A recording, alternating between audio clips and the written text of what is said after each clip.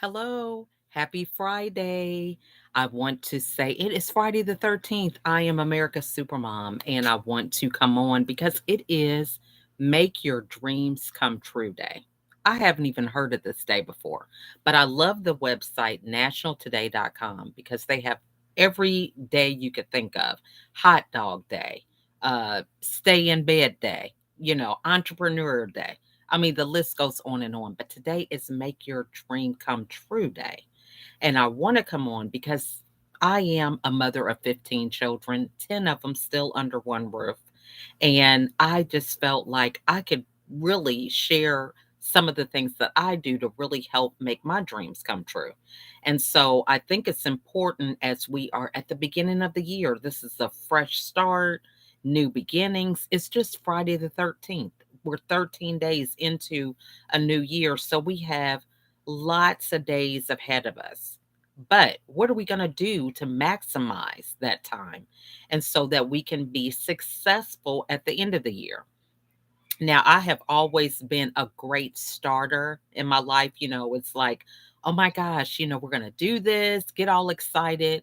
You have kids, you got other responsibilities, you get tired, and you're like, I don't even know why I said I was going to do all this. You start figuring out how you can take shortcuts, and just get it done, right? Well, I want to share with you that it is possible to be successful from start to finish with anything that you aspire to do. Part of that is getting a group of accountability partners. When I was growing up, there was this term that it takes a village, right? And I was an only child, so I didn't quite get the memo on the village. However, as a mom now of 15 children, I realized that it takes a village. There was at one time 7 of our kids in soccer at one time. Now we were blessed because they were at the same soccer complex, but we would have games at different times, practices at different times. And so it is quite understandably so that I wasn't able to be physically present at every game. It just wasn't possible because some of them were happening at the same time on different fields, and I couldn't be sitting halfway in between one field and the other. I just couldn't do it. So it took a village. It took me and my husband switching out our positions at halftime so we could see half of one game instead of none of a game. It took some of their siblings breaking off and them going seeing other games if they were all simultaneously. So understanding that we can't be one person doing all things at one time, this was my downfall, right? With accomplishing a lot of my goals in the past because I was raised as a high achiever and I didn't have a village to give responsibility to delegate tasks to. So I had that same mindset as a mom with 15 children. I thought, well, I'm the mom, there's not another mom, so I'm just the one that has to do everything. But I learned after 13 years of depression and 3 hospitalizations that it was crazy. It was crazy for me to believe that I had to be the one to do everything. It was crazy for me to believe that I just didn't have it in me to delegate, right? To really decide how I can maximize my ability to be a leader, right? To show the way to some of my children so that I could relieve myself of some duties that were easy for them to do. So when you think about your dreams, where you're headed, how can you delegate some of those things, right? So some of those things, it is getting the family involved. I recently released a TV series, season 2, and I had my family involved. Now it was 6 episodes. They were only on one, but it's important to include people into your vision. If you include them into your vision, then they can help celebrate with you, right? So the fact that they're on one of the 6 episodes, when I say, oh my gosh, guys, let's make sure that we post this and share it, on social media, even if they just share their episode, that's helping me, right? So you got to think about how can you make that audience bigger for your responsibility so that you do not carry the load alone, all on your own. The next thing is getting help. right? Finding a coach or somebody who has been where you are so that they can help you with the steps necessary in order for you to accomplish whatever it is that you need to accomplish. A lot of times we don't have clarity, we don't have vision about where it is that we're headed. And so when we have a coach or a mentor, someone who can lead us on that path, it just makes things that much more easier. Because when you have clarity, you can eliminate a lot of the things that are just not important, right?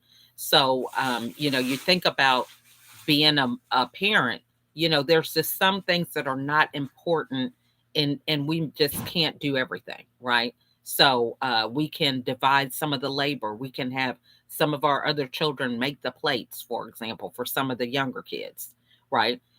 Maybe the important thing is that we're cooking the meal, but somebody else can help serve the meal, right? So I'm using that example to understand that although it's very important overall, there are people that we can bring into that completed task that can help us along the way so that we're not expelling all of our energy on things that really other people can be a part of to make that vision even bigger. So when you think about your dreams, one of the things about dreams is usually we have them when we're sleeping, right? So we're in a relaxed state, we're asleep, and we're not really present or conscious. So when we have these dreams, the first thing is to write them down. My daughter woke up this morning and she was like, Mommy, okay, so what is it that we're doing on Sunday? And I was like, okay, I don't know what you're talking about. She said, well, you were telling me that we needed to get up early because we had to go somewhere. And I'm thinking, honey, you were dreaming because I did not say that. And so the point was, she had a dream, right? It was so real to her that she woke up thinking that it was something that I had told her, and it was a dream. So even though we have those moments where we feel like, oh, these dreams are so good, I'm not going to forget it. It's important to do the first step, which is write it down. So there's a certain amount of energy that comes into the writing process that it's not a lot of stress or anxiety. I think a lot of times the first thing is just sitting yourself down to write it down. But when you write it down, it allows you to kind of walk away from it and take time to create a good action plan. See, a lot of times we don't realize that things have a process. So if I have a dream that I'm going to be debt free, for example, depending on how much debt I have, then it's going to be a process. So just because I have that dream, I write it down, does not mean it's going to happen tomorrow. So then I have to really start analyzing, why am I in debt? What did I do to get myself in debt? What are some of the things that I could change, modify, totally reorganize? Maybe it is what I'm eating, because I have a habit of eating out all the time or something. I'm just using that as an example. Maybe I spend money out when I could be at home cooking. So just thinking about what are some of your habits, having that awareness about who you are and how you show up so that you can have clarity about what things you might need to modify in order for that dream to come true. So part of it with being pursuing our dreams and making them come true is having the foresight to understand that we have to be honest with ourselves. I went through 13 years of depression. I was hospitalized 3 times. And first, second time, it was hard for me to admit that I had to be hospitalized. I didn't even want to think about it. I talked about it briefly, but then I got past it and I wanted to forget about it. Then I had another episode, then another episode. But it wasn't until I really was truthful about, you know what? I don't have any boundaries. I don't know how to say no. I'm people pleasing. I'm seeking validation from other people. I'm overwhelmed. I'm not asking for help. I'm expecting people to read my mind. I'm feeling sorry for myself. I'm blaming people, blaming such. I mean, the list goes on to the things that I had to recognize that I was doing. Once I had that awareness, I was able to make some changes, and I would just do one thing at a time. So it's like someone who's overwhelmed with a list of chores. Just start off with that one thing and master that, and then move on to the next thing. So, one of the things I started out with was making my bed every day, making sure that when I got up, That was one thing that took major space in my bedroom. That was an accomplishment that if I go past the door, I could look at that and say, wow, you did that today. You know, you are a champion. You made your bed. Then it went to no dishes in the sink or the sink being clear, one certain times of the day when I went to bed, right? So it just a process. Maybe it is hanging up my clothes, every day when I before I go to bed, or laying my clothes out, or certain things. You got to think about what is it that's really going to fuel you. If you have certain tendencies that remind you of who you used to be, think about how you can change it. For example, if you want to be more organized, but you always have your shoes by the bed, or, they're in the middle of the room, they're in your office, they're in the living room. If that's your thing about organization, then you might want to start out with making sure that you don't have those reminders of how you used to be. So you might want to get a basket, put all your shoes in the basket, because that is like a trigger to remind you that you are starting a new routine. You are creating a new narrative for yourself. And so you start to do these things, and eventually, those visual cues will help give you momentum to keep moving in other directions. Maybe you're not much of a walker, but now you put your shoes by the door so that you're conscious of thinking about, man, those shoes are by the door because I'm supposed to be walking. So these are things that hold you accountable without you even saying anything. So when you decide what it is that you want to pursue when it comes to your dreams, think about what are some little accountability points that you could put in your house. Maybe you can make them even more robust by having people engaged in some of these accountability markers.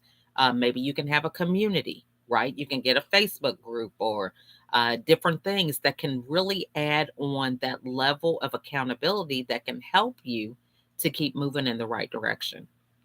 So, I just want to say that there is no dream that's impossible. If it is something that you physically can see yourself doing, or visually, then it is something that's obtainable. The only thing is to understand that these things take time. We can escalate the time, make it go a lot faster if we get a coach, or if we do research, or we start experimenting and doing different things because we're learning in real time. We are able to make that dream come true even faster. But the point is understanding that making your dreams come true is a lifelong commitment.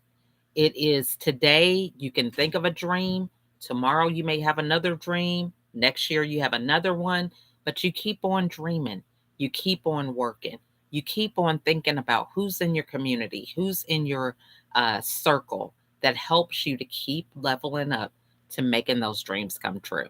So enjoy this Make Your Dreams Come True Day and share your insights with others. You never know how you striving for your dreams can be a lifeline for somebody else who was thinking of giving up on theirs.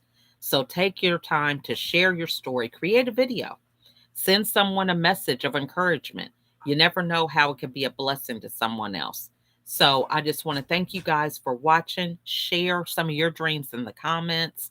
You never know how that can encourage anyone else. But if you have a situation where you would like to explore how you can be more cognizant of creating an action plan for your dreams, reach out. I would love to connect with you on a call, or have you attend one of my master classes about how I am working through making my dreams come true. I believe that it's a lifelong journey. It doesn't stop when I accomplish certain goals. It just gives me more fuel to keep moving ahead. So, have an amazing weekend. And I think it's so prominent that we're talking about dreams because Monday is Martin Luther King Jr. Day, and he had a dream.